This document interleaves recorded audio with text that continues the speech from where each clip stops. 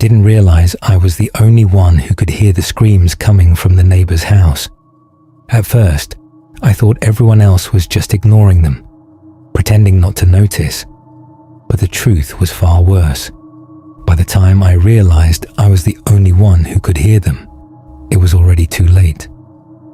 Moving to a new neighborhood should have been my chance to escape. After years of noisy apartments, honking cars, and the constant hum of urban life, I craved silence. When I stumbled upon the listing for a small house in a quaint suburban cul-de-sac, it felt like a dream come true. The realtor's words stuck with me. "It's peaceful here, perfect for someone who needs quiet." The day I moved in, everything seemed idyllic. The lawns were impeccably maintained, children played quietly in their yards, and the neighbors waved with polite smiles. There was no clamor, no loud voices, just an odd, almost oppressive calm. The first thing I noticed was the sound, or rather, the lack of it. It wasn't just quiet, it was unnaturally silent, the kind of silence that makes your ears strain for something, anything to break it. At first, it felt like a relief, a calm I hadn't known I needed.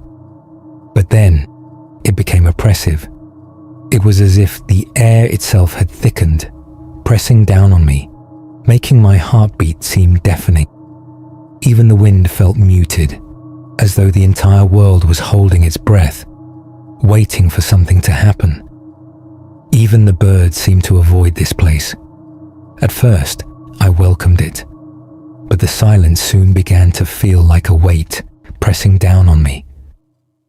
The first night in my new home, I unpacked until late, enjoying the peace. As I lay in bed, lulled by the stillness, a sound jolted me awake, a scream sharp and filled with terror. I froze, straining to hear. It came again, faint but unmistakable. I stumbled to the window and peered out. The house next door was dark. No lights, no movement, just an eerie stillness. My phone was in my hand before I even realized it, ready to call the police. But what would I say? The scream didn't come again that night, but sleep was impossible. I lay awake, every creak of the house setting my nerves on edge. The next morning, I decided to investigate. The house next door looked as ordinary as mine. A neat lawn, white picket fence, and curtains drawn tightly shut. An older man answered the door, his expression unreadable. His eyes seemed to linger on me for a moment too long. "I thought I heard something last night," I said, trying to sound casual. "Welcome to the neighborhood," he said, ignoring my question. "We're a quiet community here." I tried to press further, but he simply smiled, nodded, and shut the door. As I walked back to my house, I noticed the other neighbors watching me through their windows, their faces blank and expressionless. Over the next few days, I couldn't shake the feeling of being watched. The neighbors followed a rigid routine, stepping out at the exact same time every morning, mowing their lawns in perfect unison, and retreating indoors as if on cue. I tried to strike up conversations, but their responses were always the same: polite, curt, and devoid of emotion. One evening, I invited a few of them over for coffee. They arrived exactly on time, sitting in my living room without a word. I joked about the scream I'd heard, trying to lighten the mood. "We don't talk about such things," one of them said, her tone flat. Before I could respond, they stood up in unison and left without saying goodbye. A week later, I heard the scream again. It was louder this time and more desperate.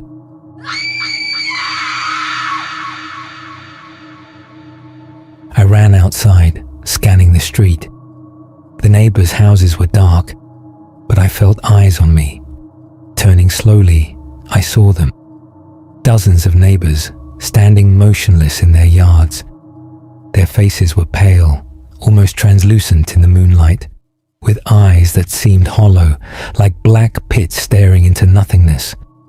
Some had faint, eerie smiles that didn't reach their eyes, while others' mouths hung open as if frozen mid-sentence. Their heads tilted at unnatural angles, and a few of them twitched, as though trying to break free from invisible strings. The stillness of their bodies contrasted with the occasional jerk of their limbs, making them look more like marionettes than people.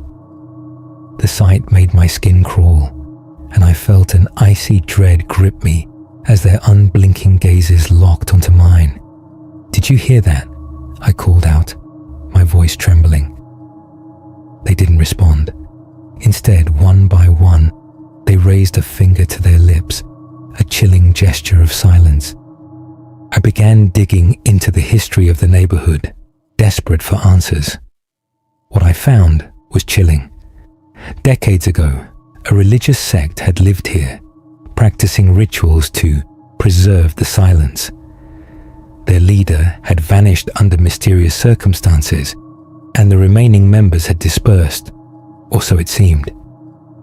One night, unable to resist my growing curiosity, I found myself standing at the edge of my neighbor's backyard. My heart pounded in my chest as I debated my next move. Every rational part of me screamed to turn back, but something darker, a gnawing need to know, pulled me forward.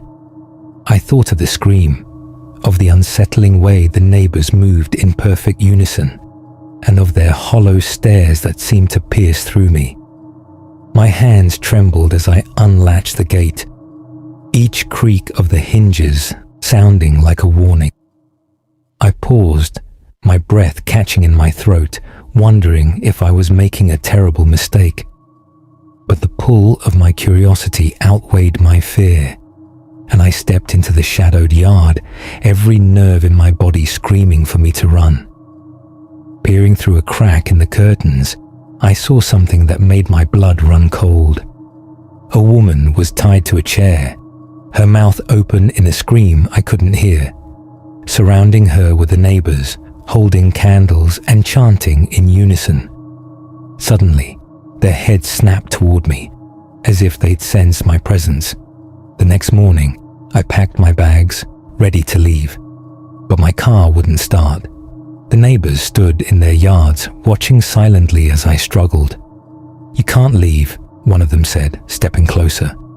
Her voice was soft, almost kind. "The silence doesn't let anyone go." Panicked, I ran back into my house and locked the door. That night, the screams didn't come from the neighbor's house. They came from mine. I'm writing this from the attic, my last refuge. The air here is stifling, heavy with the scent of dust and old wood. Every creak of the floorboards beneath me echoes like a gunshot in the oppressive silence. Outside, the neighbors are gathered, their blank faces tilted up toward the attic window. Their expressions are disturbingly neutral, as if they are waiting patiently, yet their hollow eyes hold a sinister intent that sends chills down my spine. Beyond the faint rustle of leaves, there is no sound, not even the distant hum of passing cars or the chirp of crickets. The world outside feels as still as death itself, amplifying the growing sense of dread that tightens around me like a noose. They've stopped pretending to be human. If you're reading this, don't come looking for me. Don't come to this neighborhood. The silence will consume you just as it has consumed me. They're inside now, and I can't scream. Have you ever glanced into a mirror and felt something wasn't right? That strange sensation that you're not alone, even though you're staring at your own reflection. In tonight's story, we'll dive into a terrifying experience, a journey into the darkness that lies within the most unsuspecting places. What starts as an innocent glance into an antique mirror soon spirals into an unexplainable horror that no one could have predicted. But be warned, This is no ordinary reflection. In fact, it might just be the last one you'll ever see. Brace yourself for the shadow in the mirror. A story that will make you second-guess everything you think you know about what's real and what's lurking in the glass. Before we begin, make sure to hit that subscribe button so you won't miss out on the horrors that are just waiting to be uncovered. And remember, darkness isn't just found in the night. Sometimes it's hiding in plain sight. And who knows, maybe tonight you'll see something you shouldn't.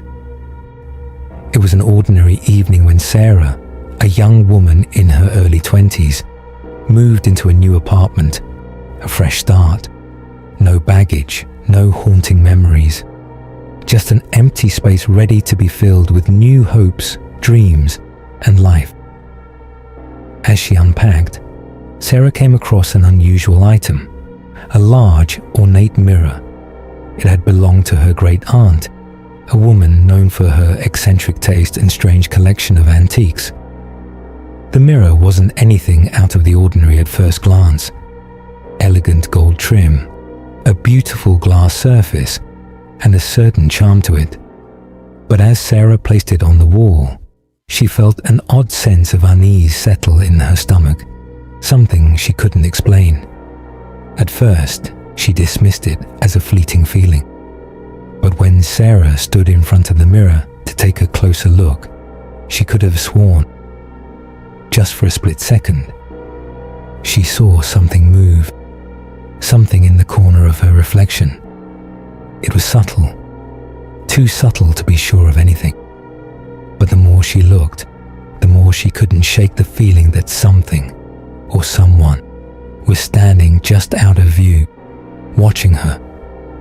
Days passed and Sarah tried to ignore the strange occurrence. After all, it could have been the wind, the house settling, or even just her imagination playing tricks. But then it happened again, and this time it was different. The shadow was clearer now. It wasn't just in the corner of her reflection anymore. It was right in the middle, hovering just behind her. Its edges weren't blurred or faint. It was solid, unmistakable, and Sarah could feel it. The air around her grew heavy, cold, as if the very room had taken on a life of its own. She tried to turn away, but the shadow wouldn't let her. It was as if the mirror had claimed her, keeping her frozen in place. She could feel her heart pounding, her breath shallow. The mirror didn't just reflect her, it held her. And now, that reflection was growing darker by the second. The shadow shifted, inching closer, moving with a mind of its own. Sarah's reflection smiled at her, a smile too wide, too wrong. And then, for the first time, she realized this wasn't her reflection at all. She tried to break free. She tried to look away. But the mirror, the reflection wouldn't let her go. It gripped her, tugged at her soul, pulling her back with an unnatural force. She felt an icy chill crawl up her spine, spreading through her chest, suffocating her. The room began to spin, blurring into darkness as her vision focused solely on the mirror. And then it happened. Her fingers reached out, almost against her will, toward the glass. Her touch made contact, sending a shock through her entire body. The coldness was unbearable, as if the mirror wasn't made of glass, but of something far darker. That was the last time Sarah was ever seen. Her apartment was left undisturbed, the mirror still hanging on the wall as though nothing had happened.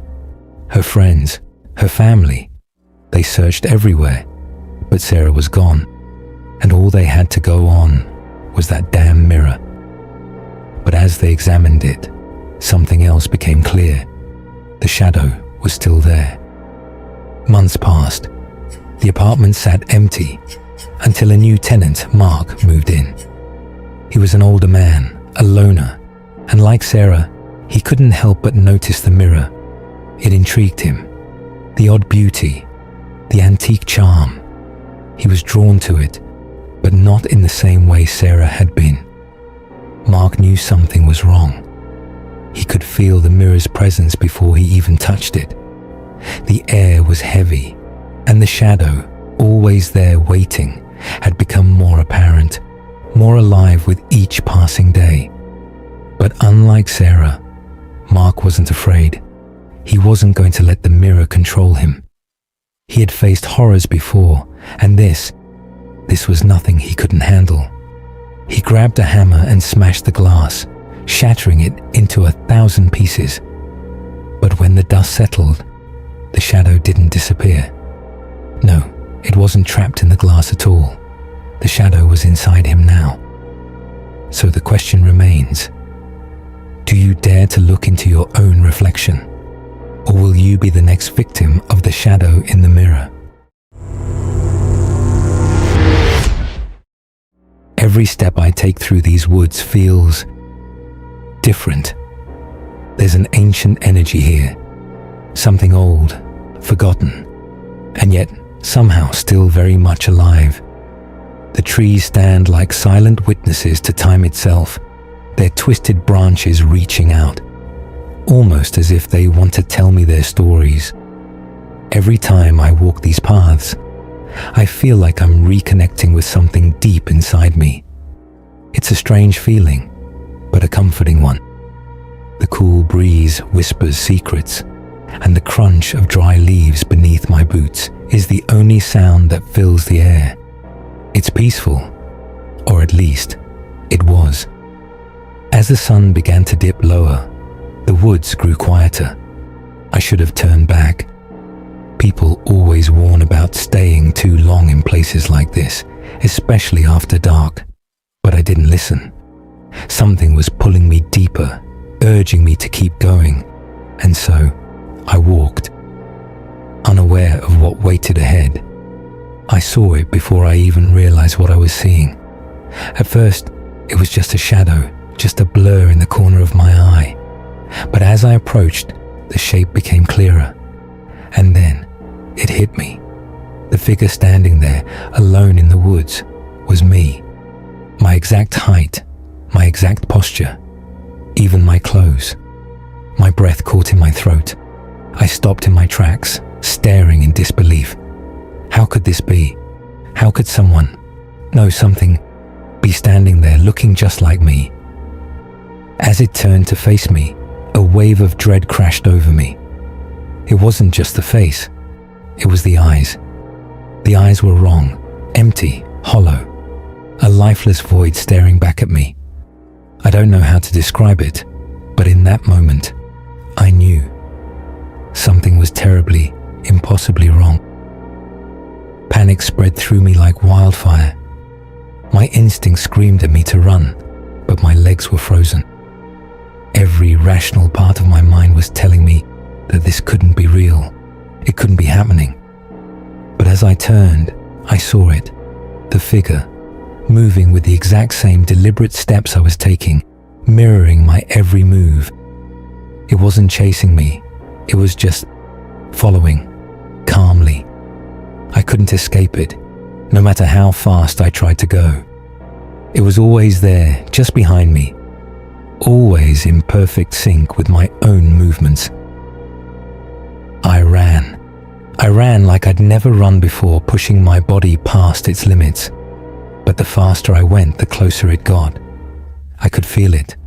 I could hear my own breath. But then, there were other footsteps. They were my steps, but they weren't just mine. They were the same, mimicking every motion, every frantic gasp of air. My legs burned, my heart raced, but still, it followed. There was no escape.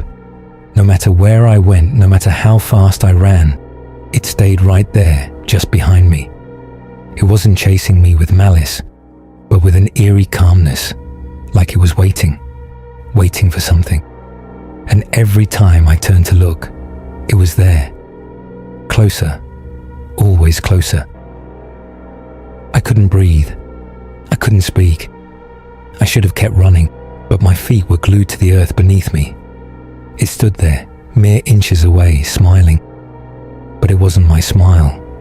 It was twisted. It was wrong. The more I stared at it, the more I realized this wasn't just a copy of me. This thing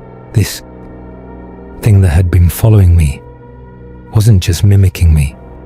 It was becoming me, but not in the way you might think. It wasn't a simple reflection. It wasn't a mere shadow.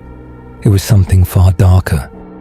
Something that had taken my form, my life, and twisted it into something monstrous. In that moment, the reality of it all hit me like a freight train. This wasn't just some strange encounter. This wasn't some trick of the mind. It had been feeding on me, on my fear, on my very essence, and I had no idea what it wanted. But deep down I felt it.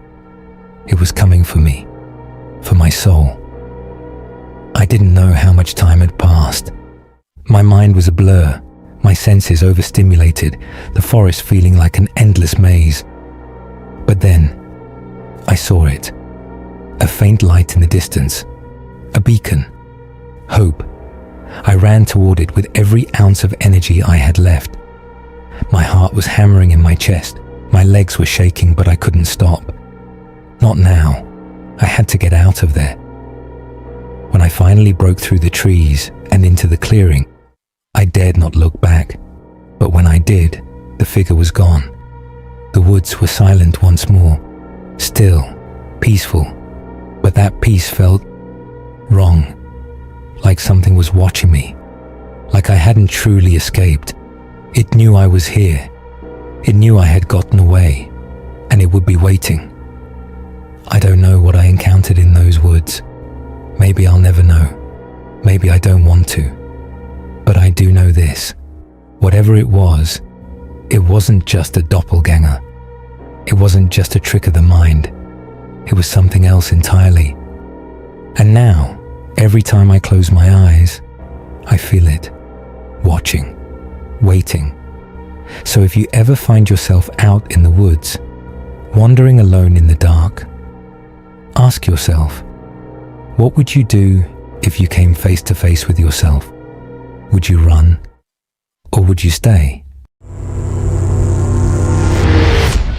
The night wind rattled the windows of her grandmother's house, but Ella didn't flinch.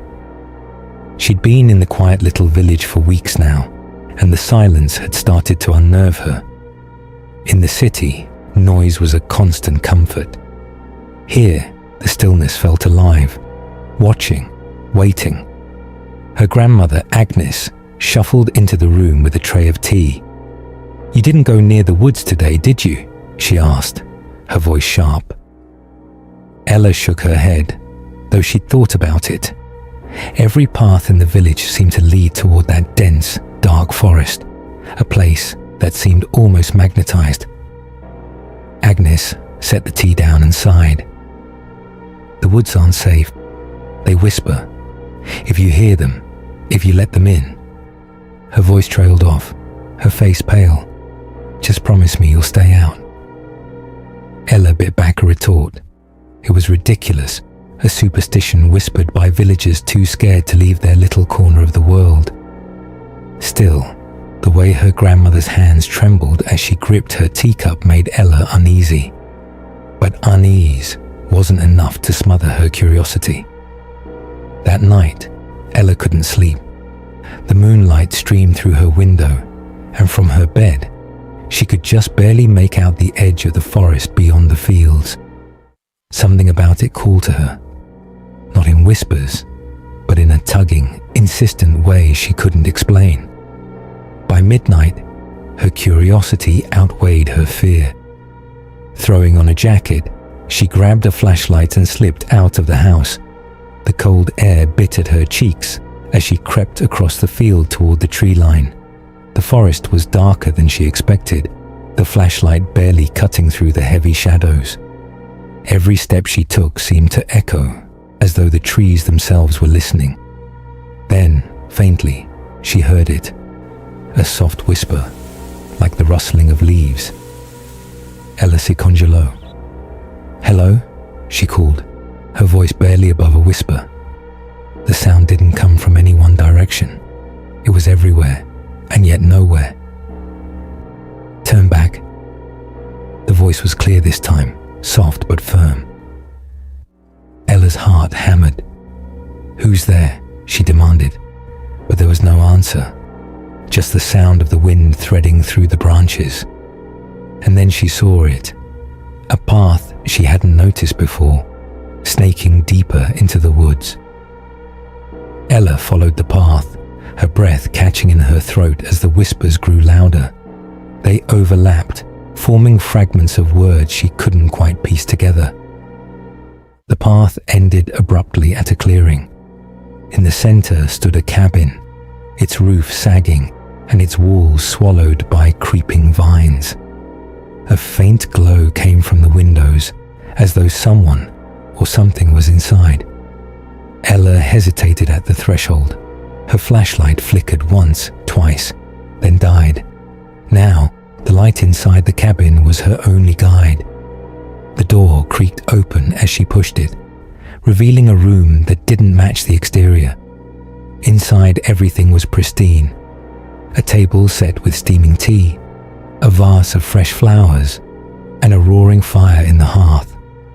But the strangest thing was the mirror. It dominated the far wall, its surface cloudy and warped. As Ella stepped closer, the whispers rose to a deafening pitch, and her reflection shimmered. At first, it looked like her, but then it moved, and Ella hadn't moved. Her reflection tilted its head, its smile slow and unsettling. "I've been waiting for you," it said, though its lips didn't move in sync with its words. Ella stumbled back, her eyes darting toward the door. But when she turned to look, it was gone. The cabin's walls seemed to close in, the room growing smaller with every breath. "You're not real," Ella whispered, clutching the edge of the table for support. The reflection stepped forward, pressing its hands against the inside of the glass. "I'm as real as you are," it said, its voice low and melodic. "Let me out."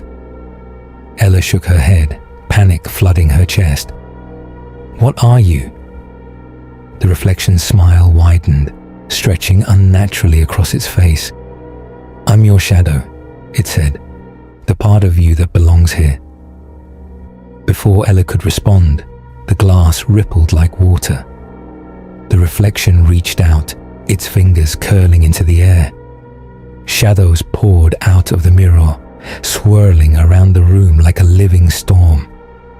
Ella se agarró al objeto más cercano, a una silla, y la lanzó contra el espejo. The glass shattered, but the shadows only grew stronger. They wrapped around her, cold and heavy, whispering in her ears. "Stay with us. Take my place," the reflection hissed. It was crawling out of the broken frame now, its movements jerky and unnatural. Ella gritó, sus manos agarrándose a cualquier cosa que pudiera usar. Her fingers closed around a shard of glass. She plunged it into the reflection's chest, and it let out a piercing shriek. The shadows recoiled, the whispers turning into anguished cries. The reflection stumbled back, its body dissolving into black smoke that was sucked into the shattered mirror. Ella no esperó para ver qué pasaría a continuación. She ran, the forest blurring around her as the whispers faded into silence. When Ella burst through her grandmother's door, she collapsed onto the floor, gasping for air. Agnes appeared in the hallway, her face pale and lined with fear. "You didn't," she began, her voice trembling. "I didn't mean to, Ella Leroux. It was something in the mirror. It tried to take me." Agnes's expression darkened. "You should have listened," she said quietly. "Once they mark you, they never let go." The next morning, Ella woke to find her grandmother avoiding her. When she asked why, Agnes refused to answer. Suspicious, Ella went to the bathroom to wash her face. As she looked in the mirror, she froze. Her reflection stared back at her, smiling. But it wasn't her smile. And then it whispered, "Soon." Dr. Elise Warren checked the clock on the wall of her small office in St. Catherine's Asylum. Midnight. Her shift was almost over, but the unease gnawing at her stomach hadn't faded all night. It was her final week at the crumbling psychiatric hospital, and part of her was relieved to leave. The place had been a monument to outdated practices, with entire wings abandoned due to lack of funding. Rumors among staff whispered of strange occurrences, phantom footsteps, flickering lights, and voices where there shouldn't be any. Elise didn't believe in ghosts, but the eerie atmosphere had gotten to her once or twice. Tonight, the power had already flickered twice, and now the backup generator hummed softly, casting the hallways in a dim yellow glow. Elise gathered her files, eager to get home. But as she stepped into the hall, her pager buzzed. Ward 6, patient distress alert. Elise frowned. Ward 6 had been closed for years. Curiosity got the better of her. She made her way down the corridor, the old linoleum creaking beneath her shoes. The lights above flickered, and the shadows along the walls seemed to shift unnaturally. "Hello," she called, her voice echoing. No answer. As she reached the sealed double doors of Ward 6, Elise hesitated. A laminated sign hung crookedly on the door. No entry, decommissioned. Her pager buzzed again. Ward 6, patient distress alert. The rational part of her brain screamed to turn back. But the alert didn't make sense. Someone had to be inside. With a trembling hand, she swiped her access card. The doors groaned open, revealing a hallway swallowed in darkness. A faint, rhythmic tapping echoed from somewhere deep within the ward. "Is someone there?" Elise called, stepping inside. The air was colder here, damp and heavy, with a faint scent of mildew. The tapping stopped. Elise followed the hallway, her flashlight slicing through the gloom. Most of the rooms were empty, their beds rusted and overturned, but one door stood slightly ajar, the faint glow of a light spilling into the hallway. Inside, a single chair sat in the center of the room. On it rested a manila folder with her name scrawled across the front in bold black letters. Her stomach flipped. She hadn't been expecting this. Elise picked up the file and opened it. The first page was a patient intake form dated 1972, decades before she'd even been born. The patient's name was blurred, but the rest of the information was chillingly familiar. Diagnosis: dissociative amnesia. Symptoms: hallucinations, paranoia, disorientation. Attending physician: Dr. Elise Warren. Her breath hitched. It had to be a mistake. The second page contained a photograph. It was grainy, but the face was unmistakable. It was her. A noise behind her made Elise whirl around. The hallway was empty, but the rhythmic tapping had returned, closer now. She shoved the folder into her bag and stepped back into the corridor.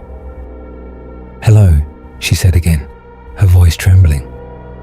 The tapping grew louder, more deliberate.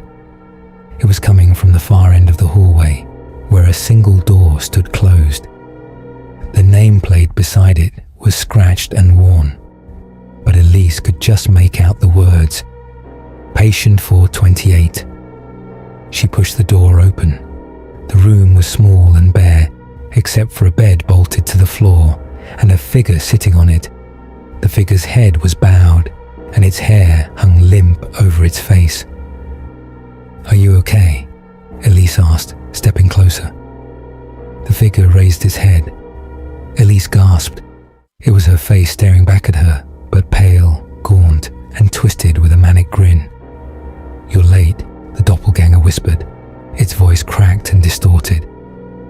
Elise stumbled back, her flashlight shaking in her grip. What are you? The figure stood, its movements jerky and unnatural. You don't remember, do you? It said, tilting its head. You are a patient here. You've always been a patient here. No, Elise said, shaking her head. That's impossible. I'm a doctor. I work here. The doppelganger laughed, a sound that made the walls seem to shudder. They told you that, didn't they? To keep you calm, to keep you from remembering.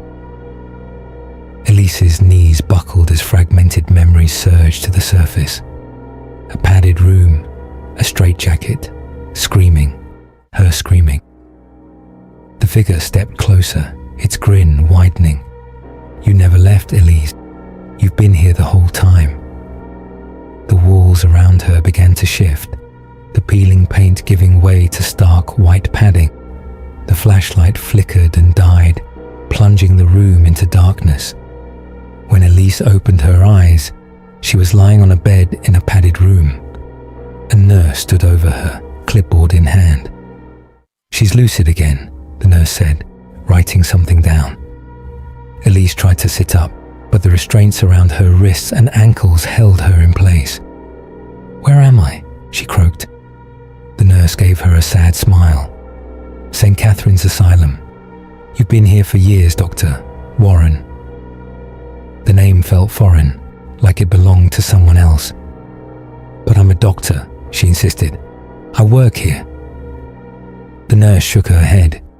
You've been saying that for years, but it's just part of your condition. As the nurse left, Elise caught a glimpse of her reflection in the small mirror on the wall. Her own face stared back, but not her. The eyes were darker, and the smile was too wide. From the mirror, her reflection whispered, "You're late."